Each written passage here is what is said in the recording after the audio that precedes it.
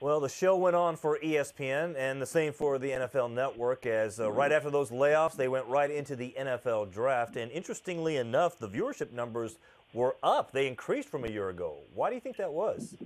My sense is that the uncertainty of this year's draft, I think, played a lot into that. Usually if it's star quarterbacks in the draft, you can get a little bit of a bump. Or if you have the dream scenario where you have like a Tebow or a Manziel, but you sort of don't know where they're going to go, people will tune in for a long time to find out when that happens. But I think this went up because nobody really knew what was going to happen. I mean, maybe outside of Myles Garrett, but even that was not the definitive lock pick of years past. So I think my sense is that it was much more of a drama or a reality show than years before, and that added significant interest. I think it's possible that people also just wanted, I think, Michael, I'll talk about this on your show. Sometimes with politics and sort of the real world, just always sort of the drumbeat of that kind of news always pounding in the head. It's nice to sort of like step back from that and find something in sports. And, these big events, the draft, the Super Bowl, the NBA championship, college football national championship, there's something that you don't have to be a specific fan, generally speaking, of one team.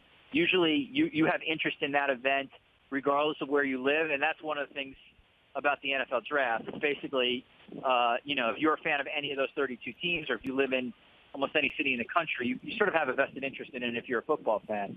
So I think that's another reason. I think this was just one of these events where a ton or a mass of people would be interested, and I think it was a pretty nice diversion from the steady drumbeat that we see on cable news. The other thing, and the last one, would be I would check, and I don't know this, it's also possible in some parts of the country on that Thursday the weather wasn't particularly great, and that would have put some people in their house as well. I do think it's an interesting point that Richard brings up, though.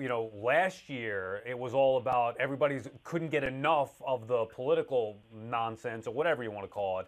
And now maybe people more so looking for an escape from it because they've just had more than their fill of it, which could lead for better ratings for sports. I mean, have you seen that, Richard, as a pattern outside of just the draft the other night? Do you think that that's a pattern maybe we could expect moving forward? I don't, although I appreciate your sort of thought, because I think that would, at least for some people, probably be a nice mental break.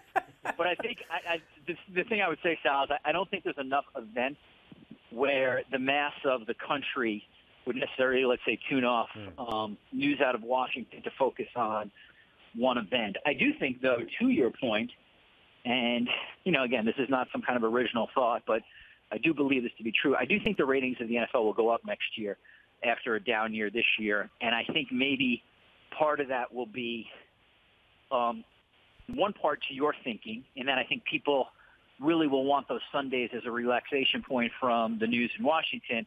And then secondly, it'll be post-election, and the fervor of the pre-election stuff will have been gone. So if there's one prediction I'd make in terms of ratings, I do think the NFL goes up pretty significantly next year. They also get the benefit of far more star quarterbacks starting in September. Brady will be back. You'll assume Cam Newton will be better. It's one more year removed from Peyton Manning, so you're not having that expectation. And Dak Prescott and some other people sort of have emerged as stars. So if there's one thing I think the sort of the political fervor will impact next year's or this coming year's NFL ratings, and I would expect the NFL viewership to go up again. Well, we'll see a couple of quarterbacks back on TV, not on the field, but in the booth. Tony Romo we already know about, but today we find out that Jay Cutler is joining Fox. What are your thoughts on that, Richard? Yeah, that was a surprise, only because, he's relatively young and probably could go another couple of years, as Romo probably could have, although Cutler's a little bit younger. Had not heard that Cutler was interested in this. Cutler's a bright guy. He obviously, as everybody knows, does have the tendency to be a little bit sullen, or at least was with the press, and could be a real pain in the butt in sort of press conferences and stuff like that. But he supposedly, if you talk to the Bears beat writers, when he really wants to get into football and analyze stuff, he's pretty interesting. So we'll see. Like, there's always going to be a learning curve. It's going to be a tough one for Jay because Jay's on the number 2 team. So, he's going to get some big games right away. And like it always comes with these guys is, one, how seriously do they take the job? And then 2, at what point do they stop thinking of themselves as current players or parts, or members of NFL organizations and become full-time broadcasters. That's always sort of the line. Chris Collinsworth famously told me a long time ago, like the day you become a real broadcaster is when you start thinking yourself as a broadcaster first and the next player second. Well, we were discussing this earlier, Sal and I were, Richard, that if Kevin Burkhardt can make Alex Rodriguez a likable guy, well, maybe he can do the same for Jay Cutler. So he's got his work cut out for himself. Burkhardt's a talented guy, and he will, and by the way, an ego-free broadcaster. So if nothing else, he will put Jay in the best possible positions to succeed. Also, by the way, Charles Davis is a very good broadcaster and a decent guy, and I think he will share the mic. So let's put it this way. If Jay Cutler ends up as a bust, it'll probably be on Jay Cutler. It's not going to be on the setup that Fox gives him. Yep. All right. Well, we'll see how that plays out. Hey, Richard, always great having you on. And again, great podcast there with Jim Miller. And I encourage everybody to go out there and listen and subscribe to the Richard Deitsch podcast, the Media Circus podcast. Appreciate that. Stage right. It's raining horribly in New York.